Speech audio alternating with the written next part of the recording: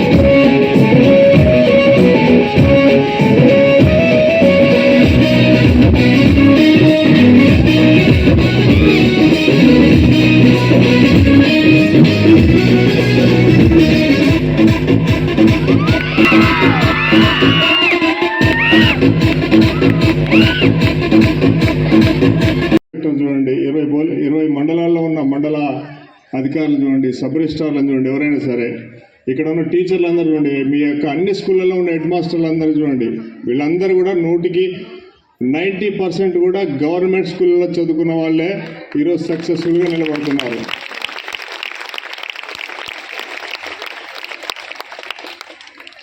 మీ టీచర్లు ఏం చేసినా అది మీ మంచిగా అని గుర్తించండి. మిమ్మల్ని చెవులు పిండినా, మొట్టికాయలు వేసినా కానీ, 4 దెబ్బలు వేసినా కానీ, అంటే ఈ రోజుల్లో ఎవరు కూడా కొట్టడం లేదు.